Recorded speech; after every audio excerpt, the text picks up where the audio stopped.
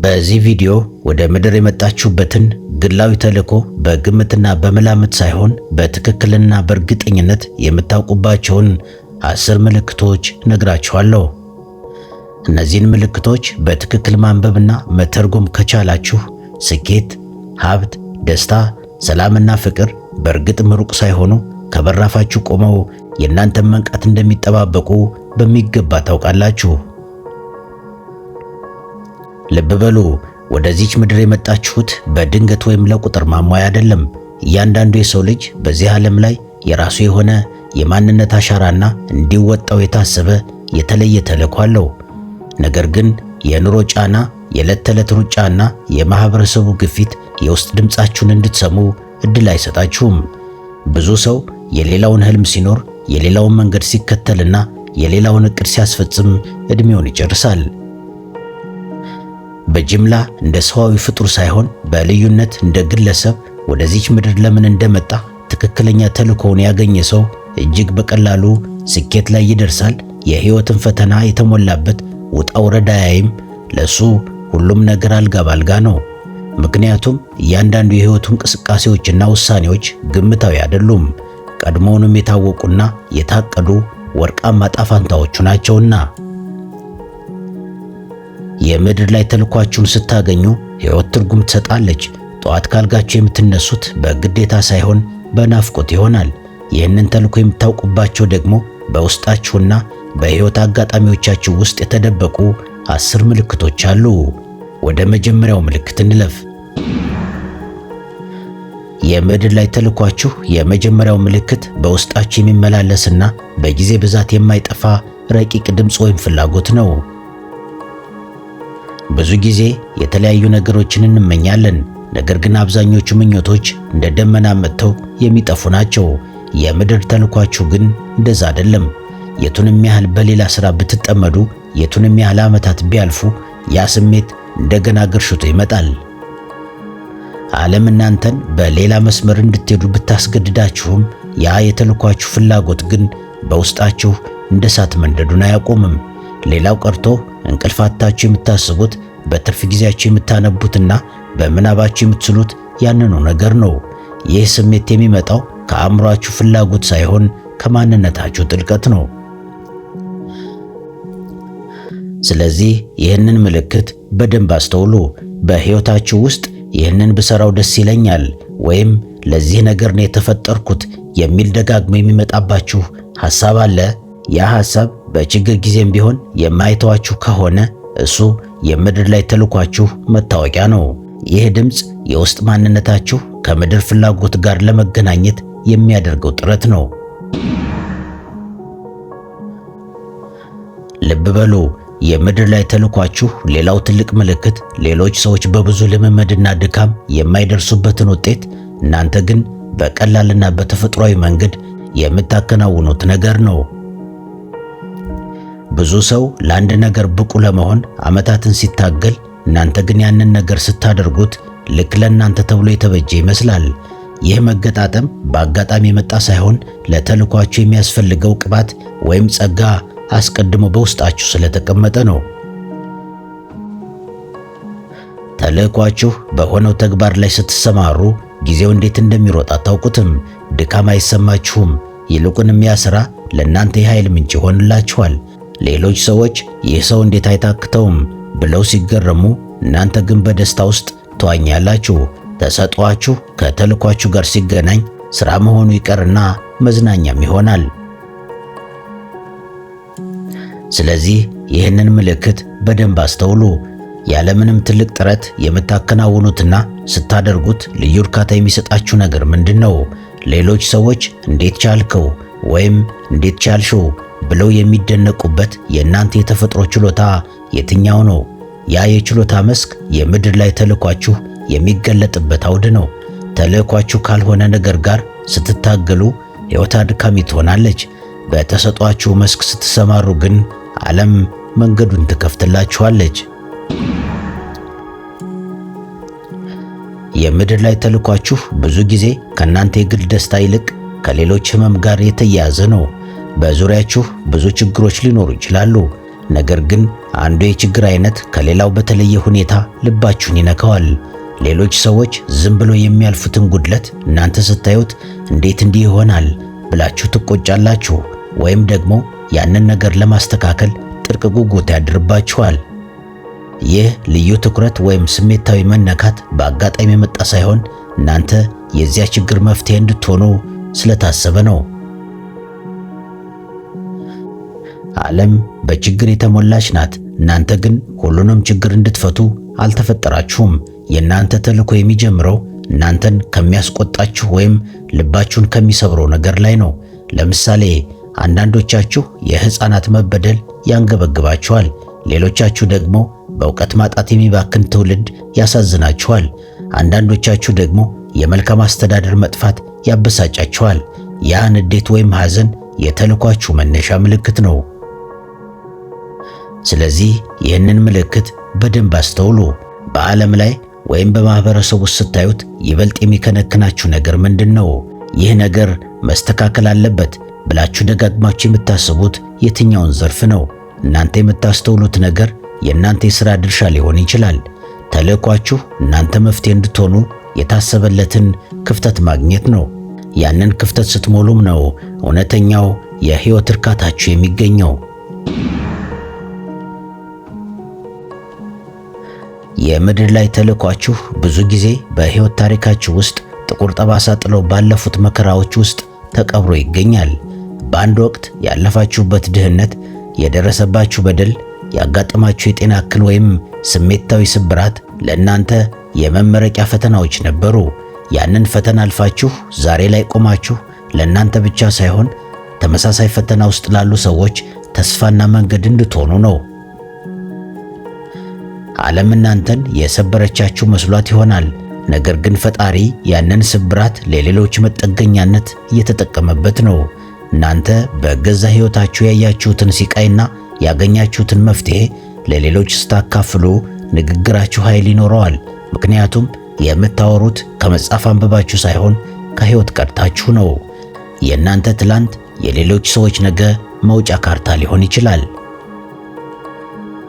ስለዚህ ይህንን ምልክት በደንብ አስተውሉ። በሕይወታችሁ ውስጥ ያለፋችሁበት ትልቁ ፈተና ምንድን ነው? ያንን ፈተና እንዴት አሸነፋችሁት? አሁን በዛ ተመሳሳይ ችግር ውስጥ ያሉ ሰዎችን ስታዩ እኔ ያውቀዋለሁ፣ እንዲህ ብታደርጉ ትወጡታላችሁ የማለት ፍላጎት በውስጣችሁ ይነሳል። ያ ከሆነ የምድር ላይ ተልዕኳችሁ ካለፋችሁበት ፈተና ጋር በቀጥታ የተያያዘ ነው።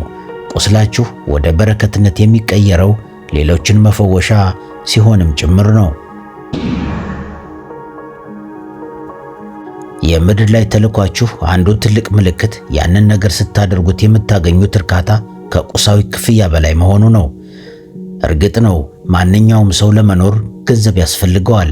ነገር ግን ተልዕኮው ላይ ያለ ሰው ገንዘብ ባይከፈለኝ እንኳ ይህንን ነገር ከማድረግ አልቆጠብም የሚል ትልቅ ስሜት አለው። ስራው ለብቻው የራሱ ክፍያ ይሆንላቸዋል። ዓለም በአሁኑ ዘመን ሁሉንም ነገር በገንዘብ ብቻ እንድንመዝን ታስገድደናለች። ነገር ግን ተልዕኳቸውን ያወቁ ሰዎች ከክፍያው ይልቅ ለስራው ጥራትና ገንዘብ ተከፈላችሁም አልተከፈላችሁም ያንን ተግባር ስታከናውኑ ነፍሳችሁ በደስታ ትሞላለች። ስለዚህ ይህንን ምልክት አስተውሉ። ሀብታም በሆንና ገንዘብ ባያስፈልገኝ እንኳ ምን ማድረጌን እቀጥላለሁ ብላችሁ ራሳችሁን ጠይቁ። ያ የምትሰጡት መልስ የምድር ላይ ተልዕኳችሁ መዳረሻ ነው። ገንዘብ ለተልዕኮ ማሳኪያ መሳሪያ እንጂ ተልዕኮ ራሱ ገንዘብ አይደለም። በስራችሁ ውስጥ ከገንዘብ በላይ የሆነ ትርጉም ማግኘት ከጀመራችሁ ያ ትክክለኛው የተልዕኳችሁ መስመር ነው። ሌላው የምድር ላይ ተልዕኳችሁን የምታውቁበት ምልክት በዚያ በምትወዱት ዘርፍ ላይ ያላችሁ የእውቀት ጥማት ወይም ጉጉት ከፍተኛ መሆኑ ነው። ስለ ጉዳዩ አዳዲስ መረጃዎችን ስታገኙ ትደሰታላችሁ። መጽሐፍትን ስታነቡ ወይም ስልጠናዎችን ስትወስዱ አይሰለቻችሁም። ሌሎች ሰዎች ስለዚያ ርዕሰ ጉዳይ ማጥናት እንደ ግዴታ ወይም እንደ ድካም ሲቆጥሩት፣ ለእናንተ ግን እንደ ምግብ ፍላጎት ይሆንላችኋል። ዓለም በየቀኑ እየተቀየረች ነው። ተልዕኮው ላይ ያለ ሰው ግን ከለውጡ ጋር አብሮ ለመሮጥ አይቸገርም። ምክንያቱም ውስጣዊ ፍላጎቱ ሁልጊዜ ገና ያልደረስኩበት ብዙ እውነት አለ እያለ ይገፋፋዋል። በዚያ ዘርፍ ላይ ያላችሁ ግንዛቤ እየሰፋ በሄደ ቁጥር ይበልጥ ትሁትና ይበልጥ ፈጣሪ ወይም ክሬቲቭ የሆናችሁ ትመጣላችሁ። ስለዚህ ይህንን ምልክት በደንብ አስተውሉ። ስለ የትኛው ርዕሰ ጉዳይ ነው በትርፍ ጊዜያችሁ የምታነቡት? ሰዎች ስለምን ነገር ሲያወሩ ነው ጆሮአችሁን የምትቀስሩት? አውቃችሁት የማትጠግቡትና ሁልጊዜ አዳዲስ ነገሮችን ለመሞከር የምትጓጉለት ዘርፍ ካለ ያ የእናንተ የምድር ተልእኮ መስክ ነው። ተልእኳችሁ ያለበት ቦታ ላይ ድካም ሳይሆን ተመስጦ ወይም ፋሽኔሽን አለ። ልብ በሉ፣ የምድር ላይ ተልእኳችሁ ምልክት በውስጣችሁ ብቻ ሳይሆን በሌሎች ሰዎች ምላሽ ውስጥም ይገለጣል። እናንተ ተልእኳችሁ የሆነውን ነገር ስታደርጉ ሰዎች በንግግራችሁ ወይም በስራችሁ ተጠቃሚ መሆናቸውን መግለጽ ይጀምራሉ። ይህ ነገር ልዩ ችሎታ ነው፣ ይህንን ስታደርግ ልዩ ነህ፣ ወይም ካንተ ያገኙት ምክር ወይም አገልግሎት ሕይወቴን ቀይሮታል የሚሉ ምስክርነቶች ከየአቅጣጫው ይመጣሉ። እነዚህ ቃላት የአጋጣሚ ሳይሆኑ ዓለም እናንተን እያወቀቻችሁ ወይም ሪኮግናይዝ እያደረገቻችሁ መሆኑን የሚጠቁሙ ናቸው። ዓለም የእናንተን ተልእኮ የምታረጋግጥላችሁ በምትሰጡት የአገልግሎት ጥራት ነው። ብዙ ጊዜ እናንተ እንደ ተራ ነገር የምታዩት የሥራ ውጤት ለሌሎች ሰዎች ትልቅ ተአምር ሊሆን ይችላል። ሰዎች እርዳታ ሲፈልጉ ወደ እናንተ የሚመጡበትና በሥራችሁ ላይ እምነት የሚጥሉበት ያ ልዩ ዘርፍ የእናንተ የምድር ተልእኮ አድራሻ መሆኑን ያሳያል። ስለዚህ ይህንን ምልክት በደንብ አስተውሉ። ሰዎች ስለ እናንተ ምን ብለው ይመሰክራሉ? በተደጋጋሚ ሰዎች ጎበዝ ነህ ወይም ጎበዝ ነሽ የሚሏችሁ በምን አይነት ተግባር ላይ ስትሰማሩ ነው? ያለ አንተ ወይም ያለ አንቺ ይህ ሥራ አይሳካም ወይም በጥራት አይሰራም የሚባለው በየትኛው ቦታ ላይ ወይም የሥራ መስክ ነው? የሰዎች እውነተኛ ምስክርነት የእናንተን የተደበቀ አልማዝ የሚጠቁም መስታወት ነው። ተልእኳችሁ ላይ ስትሆኑ የምትሰጡት ብርሃን ለሌሎች መታየቱ አይቀርም። የምድር ላይ ተልእኳችሁ ላይ ስትሆኑ ዓለም ከእናንተ ጋር ማበር ትጀምራለች። ቀደም ሲል ተዘግተው የነበሩ በሮች ባልታሰበ መንገድ ይከፈታሉ። ለተልእኳችሁ የሚያስፈልጉ ሰዎች፣ ግብአቶችና መረጃዎች ልክ በሚያስፈልጓችሁ ሰዓት ከፊታችሁ ይከሰታሉ። ይህ ሁኔታ ድንገታዊ አጋጣሚ ሊመስል ይችላል። ነገር ግን በእውነቱ እናንተ ትክክለኛው መንገድ ላይ ስለሆናችሁ ተፈጥሮ ለጉዟችሁ ድጋፍ እያደረገችላችሁ መሆኑን የሚጠቁም ምልክት ነው።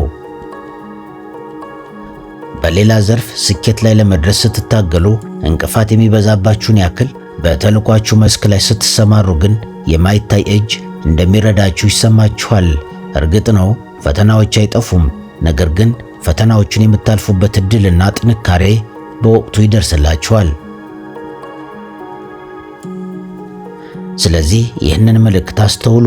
በሕይወታችሁ ውስጥ ሁሉም ነገር እየተመቻቸልኝ ነው የምትሉት በምን አይነት የሥራ መስክ ላይ ስትሰማሩ ነው? ያለምንም ትልቅ ድካም ሰዎችን የምታገኟቸውና አጋጣሚዎች የሚሰናዱላችሁ በየትኛው መስክ ነው? መንገዱ በራሱ መንገድ መጥረግ ከጀመረ ያ የእናንተ የምድር ተልእኮ አቅጣጫ መሆኑን እወቁ። ተልእኳችሁ ላይ ስትሆኑ ዓለም እናንተን አትቃወማችሁም፣ ይልቁንም ትሸከማችኋለች። የምድር ላይ ተልእኳችሁን ስታገኙ የሚሰማችሁ ትልቁ ስሜት ደስታ ብቻ ሳይሆን ሰላምም ጭምር ነው። ዓለም በሁካታና በውጥረት ብትሞላም እናንተ ግን በተልእኳችሁ ውስጥ ስትሆኑ ትክክለኛው ቦታዬ ላይ ነኝ የሚል የውስጥ እርግጠኝነት ይሰማችኋል። ምንም እንኳ ስራው ፈታኝና ድካሚ ቢሆንም በነፍሳችሁ ውስጥ የሚሰማችሁ ረፍት ግን ወደር የለውም። ይህ ሰላም የሚመጣው ከውጫዊ ስኬት ሳይሆን ከማንነታችሁና ከምታደርጉት ነገር መጣጣም ወይም አላይመንት አንጻር ነው። ብዙ ሰዎች ትርፋማ ስራ እየሰሩ ነገር ግን በውስጣቸው ባዶነትና ጭንቀት ይሰማቸዋል። ይህ የሚሆነው የሚሰሩት ስራ ከነፍሳቸው ጥሪ ጋር ስለማይገጣጠም ነው። ተልእኮው ላይ ያለ ሰው ግን በትንሽ ውጤት ውስጥ እንኳ ትልቅ ትርጉምና እርካታ ያገኛል። በምታደርጉት ነገር ላይ ያላችሁ እምነትና ፍቅር በውስጣችሁ የማይናወጥ ጽናት ይፈጥርላችኋል። ስለዚህ ይህንን ምልክት በሚገባ አስተውሉ። ይህንን ሳደርግ ሙሉ ነኝ የምትሉበት ቦታ ወይም ሥራ የትኛው ነው? ሌላው ዓለም ቢጠፋ እንኳ እናንተ ያንን ተግባር ስታከናውኑ ብቻችሁን እንደማትሆኑ የሚሰማችሁ መቼ ነው? ያ ጥልቅ የውስጥ እርካታና እዚህ መሆን ነበረብኝ የሚል ስሜት የተልኳችሁ ትልቁ ማህተም ነው።